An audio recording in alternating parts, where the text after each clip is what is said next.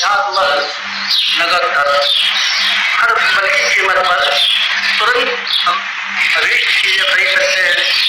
ऐसा हमारे पास हो, अभी हम मिठाई खरीद सकते हैं, कपड़ा खरीद सकते हैं, जेवर खरीद सकते हैं, मकान खरीद सकते हैं, जायदाद खरीद सकते हैं, सवारी खरीद सकते हैं, जो भी चीज जरूरत हो हम खरीद सकते हैं, अगर वो वास्तविक धन है तब।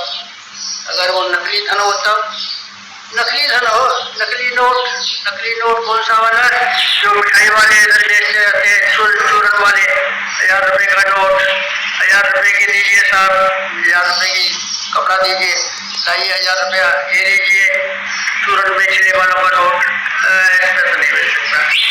नकली चीज है, नकली चीजें हमको मुनासिब कीमतें नहीं दे सकती। नकली गाय दूध नहीं दे सकती। नकली गाय लाए बाजार में से खरीद करके लाए, कितने की लाए साहब, बच्चे कितने की लाया पिताजी? एक गाय खरीद करके लाया, एक बच्चा खरीद के लाया, कितने का लाया? 40 पैसे का लाया। अच्छा तो क्या करेगा गाय का? दूध दुहा करूंगा, कितना दूध निकलेगा? 4 किलो दूध निकलेगा। मम्मी तुम भी पीना, पापा तुम भी पीना, हम भी पिएंगे और अपनी छोटी बहन को भी पिलाया करेंगे 4 किलो दूध। गाय कहाँ है जरा दिखाना, ये रही गाय।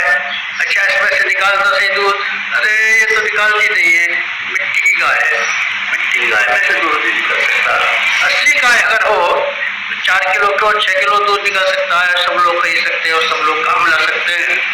अध्यात्मवाद, नकली अध्यात्मवाद और असली अध्यात्मवाद, दो तरह का अध्यात्म आज चारों तरफ दिखाई पड़ता है। नकली अध्यात्म वो है जिसके बारे में हमको ये कहना पड़ता है इसके परिणाम मरने के बाद मिलेंगे, और असली अध्यात्म वो है जिसके लिए हमको 1 मिनट का इंतजार नहीं करना पड़ता। नगद धर्म की तरीके से हाथ दीजिए और साथ लीजिए के परिणाम हमारे सामने आके खड़े हो जाते हैं। असली अध्यात्म है तब। नकली है तो बहुत इंतजार करना पड़ेगा, मरने के बाद का आपको आश्वासन दिलाना पड़ेगा। मरने के बाद क्या हो सकता है, मरने के बाद क्या हो सकता है बेटे, हम नहीं जानते अब क्या हो जाता है मरने के बाद। बहुत दिन पहले की बात है, बहुत दिन पहले की बात है। मरने के बाद क्या होता है हमने बहुत तरह की पुस्तकों में और बहुत तरह की चीजों में पढ़ा था, कई तरह की बातें। और मरने के बाद में कहाँ जाना पड़ेगा मैं कुछ कह नहीं सकता। बहुत दिन पहले की बात है, मुझे यकीन था मरने के बाद क्या होता है। हम मरने के बाद में स्वर्गलोक को चले जाते हैं, चंद्रलोक को चले जाते हैं, ब्रह्मलोक को चले जाते हैं।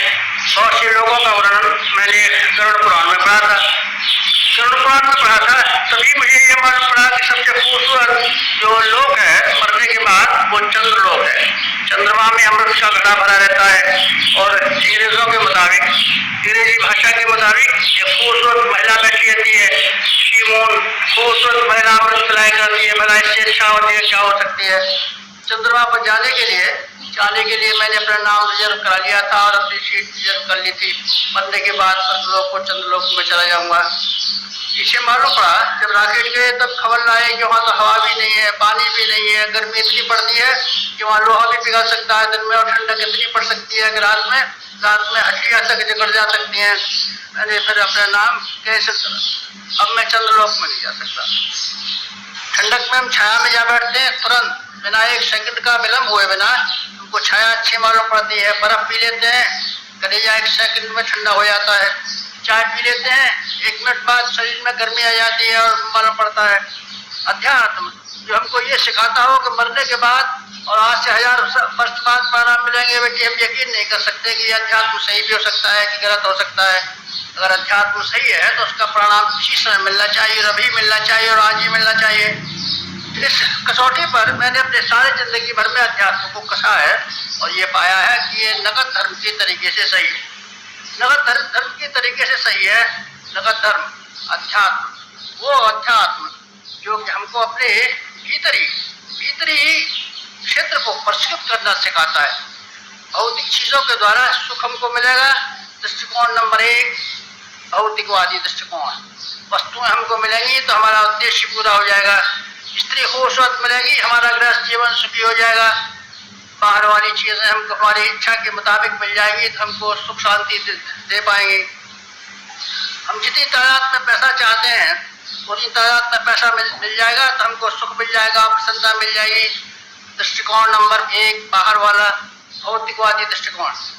हम जो चीजें चाहते हैं उस तरीके से हमको मिल जाए तो हम दुनिया में सुखी रह सकते हैं, 1। और नंबर 2 दृष्टिकोण हमारा अध्यात्मवादी दृष्टिकोण वो जो हमको बाहर वाली चीजों के सहारे सुख और शांति का आश्वासन दिलाता है और ये कहता है जो हम चाहेंगे वो चीज मिलेंगी, तो हमको सुख मिल सकता है, प्रसन्नता मिल सकती है।